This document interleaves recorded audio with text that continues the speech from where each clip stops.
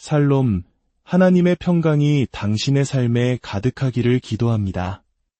오늘 우리는 잠시 일상의 소음에서 벗어나 우리 각자의 내면 깊은 곳에 숨겨진 놀라운 가능성에 대한 이야기를 나누려 합니다. 때로 우리는 스스로를 작고 연약한 존재로 여기지만 성경은 우리가 상상하는 것 이상의 존재라고 말합니다.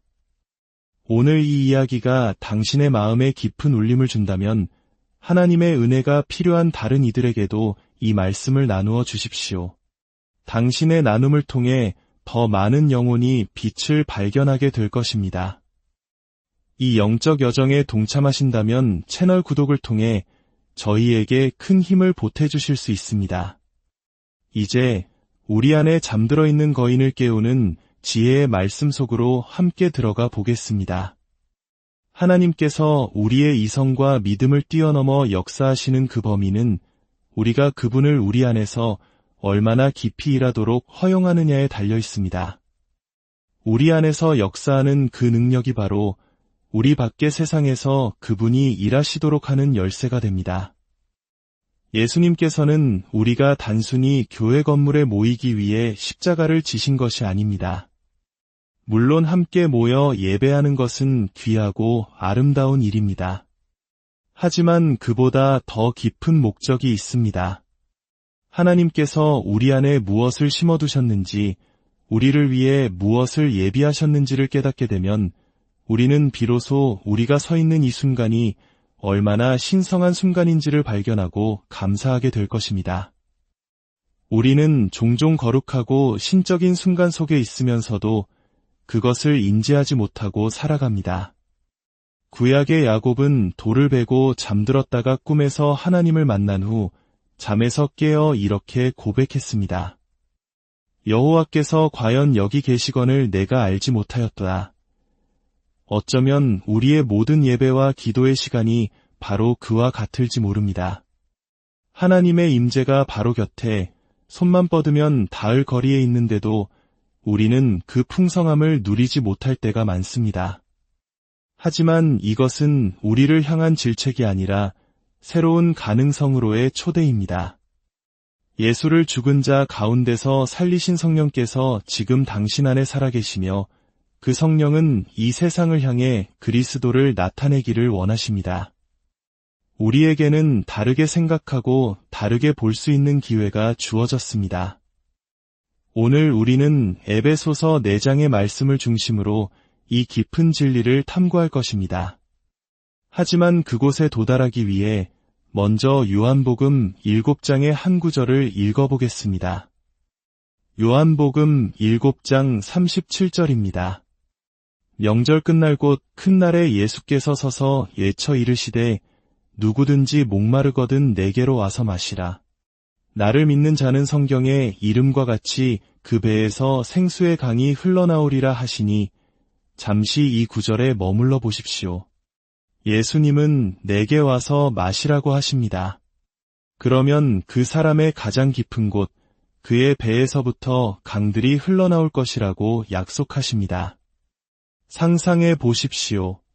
작은 물 한 잔이 거대한 강이 됩니다. 단 한 번의 마심이 마르지 않는 강을 만들어냅니다. 이것이 의미하는 바는 이것입니다. 하나님의 본성이나 인격의 어떤 측면이 우리에게 닿을 때 그분은 우리 안에 그것을 동일하게 생산해내는 새로운 무엇인가를 창조하신다는 것입니다.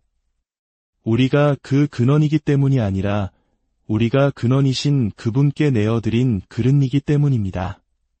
39절은 이 생수의 강이 무엇인지 명확히 설명합니다.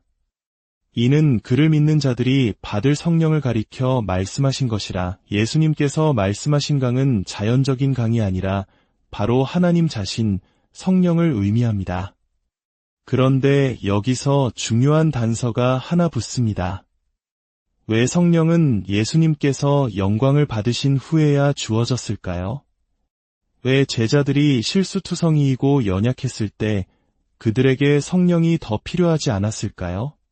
베드로가 예수를 꾸짖는 것과 같은 어리석은 행동을 할 때 말입니다. 그 이유는 성령의 사역과 관련이 있습니다. 성령은 우리를 위로하시고 가르치시고 인도하시고 죄를 깨닫게 하십니다. 그러나 이 모든 사역은 단 하나의 결론, 즉 우리를 예수님처럼 만드는 것을 향해 있습니다. 마치 조각가가 앞에 놓인 모델을 보며 점토를 빚어 똑같은 형상을 만드는 것과 같습니다. 성령은 우리를 예수의 형상으로 빚으시는 조각가이십니다. 만약 성령께서 예수님이 제자들과 함께 땅을 걸으셨을 때 오셨다면 성령은 우리를 십자가로 향하는 예수의 모습으로 만드셨을 것입니다. 하지만 하나님 아버지의 계획은 더 위대했습니다. 성령은 예수님께서 죽음을 이기시고 부활하시고 승천하시어 아버지의 우편에서 영광 받으신 후에 오셨습니다. 따라서 성령은 이제 우리를 부활하고 승천하여 영광 받으신 예수의 모습으로 빚어가시는 것입니다. 이것은 완전히 다른 차원의 모델입니다. 요한일서 4장 17절은 말합니다. 주께서 그러하심과 같이 우리도 이 세상에서 그러하니라. 과거의 모습이 아니라 지금 그분이 계신 그대로 우리도 그러하다는 것입니다. 이것이 바로 성경이 그리스도께서 너희 안에 계시다. 그리고 너희가 그리스도 안에 있다고 가르치는 이유입니다. 그분은 아버지 우편에 앉아 계십니다. 그러므로 우리 또한 그리스도 안에서 하늘에 앉혀진 존재입니다. 이것은 단순히 우리 기분을 좋게 하려는 말이 아닙니다. 이것은 우리가 완전히 다른 위치, 다른 관점에서 생각하고 세상을 보도록 하는 강력한 초대입니다. 사랑하는 여러분, 당신은 당신이 생각하는 것보다 훨씬 더 위대한 존재입니다. 당신은 당신이 깨닫는 것보다 훨씬 더 높은 곳에 위치해 있습니다. 당신에게는 죄와 죽음과 지옥과 무덤, 그 모든 것을 이기신 승리자 예수를 이 땅에 나타낼 수 있는 상상을 초월하는 도구들이 주어졌습니다. 아멘. 이것이 바로 그분이 지금 존재하시는 현실이며 모든 믿는 자의 현실이 되어야 할 모습입니다. 이제 에베소서 4장으로 넘어가 보겠습니다. 13절을 먼저 읽어 우리가 어디를 향해 가고 있는지 확인해 보겠습니다. 우리가 다 하나님의 아들을 믿는 것과 아는 일에 하나가 되어 온전한 사람을 이루어 그리스도의 장성한 분량이 충만한 데까지 이르리니 놀랍지 않습니까? 하나님은 우리가 단순히 완벽한 사람들이 되는 것을 목표로 하지 않으셨습니다. 그보다 더 높은 목표, 우리 모두가 온전한 한 사람의 지체가 되는 것, 즉 그리스도의 몸을 이루는 것을 목표로 하셨습니다. 위대한 목표를 위해 하나님은 어떻게 일하실까요? 7절로 돌아가 보겠습니다.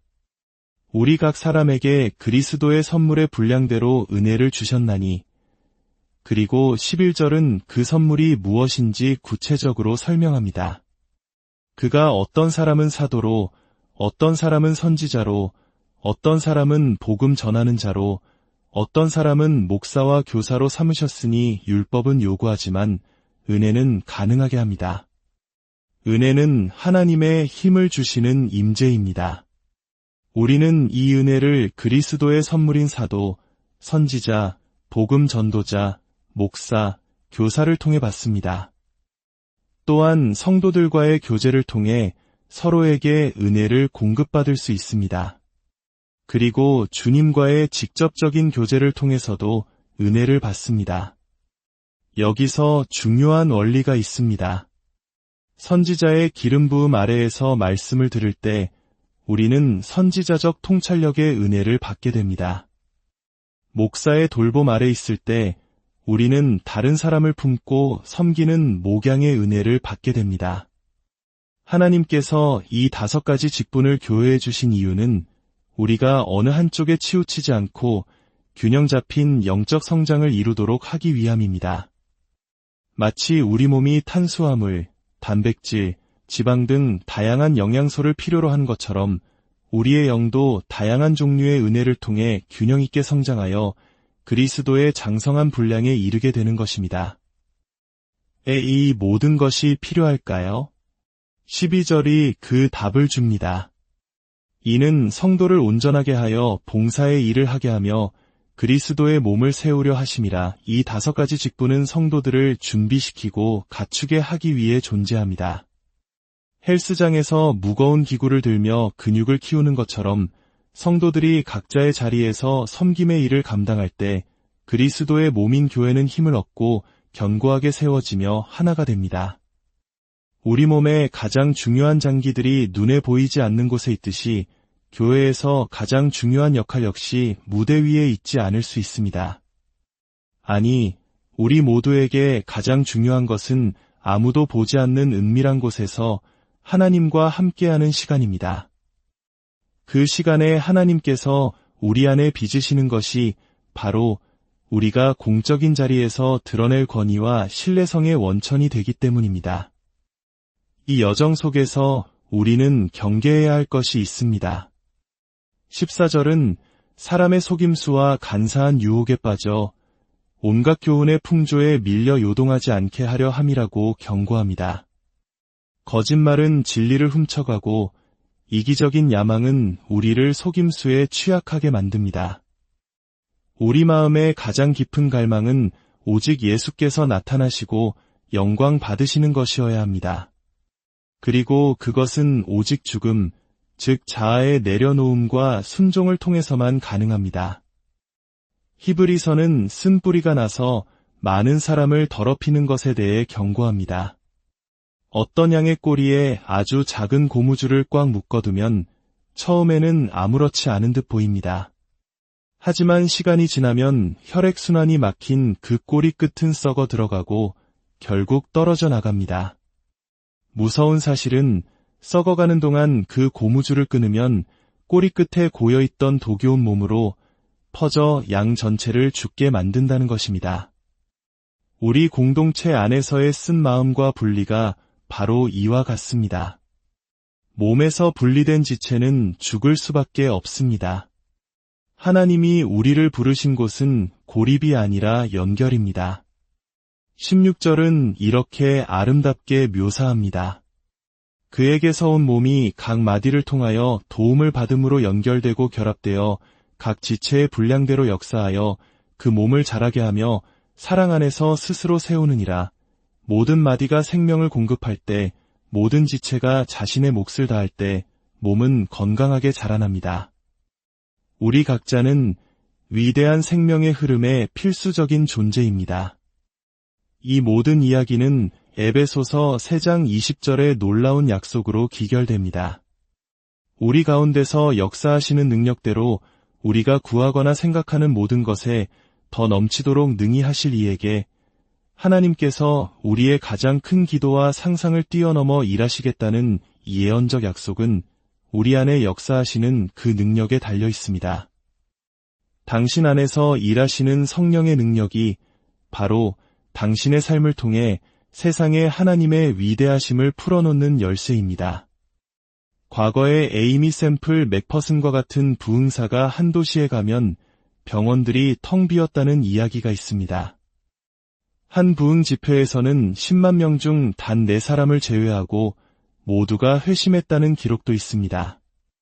이러한 일들이 과거에 일어났고 오늘날 우리에게도 가능하다는 것을 들을 때 우리 마음속에는 이전에는 알지 못했던 새로운 갈망이 생겨납니다. 오늘 이 말씀은 바로 그 갈망을 일깨우기 위함입니다. 하나님은 당신을 준비시키시고 다른 지체들과 연결시키시며 속임수에서 보호하셔서 우리 모두가 함께 예수께서 의도하신 온전한 한 사람으로 세워지기를 원하십니다. 당신이 예수님께 예라고 고백했을 때 당신은 이미 위대한 프로젝트에 서명한 것입니다. 이제 잠시 눈을 감고 기도합시다. 거룩하신 하나님 아버지, 오늘 우리에게 주신 말씀에 감사합니다.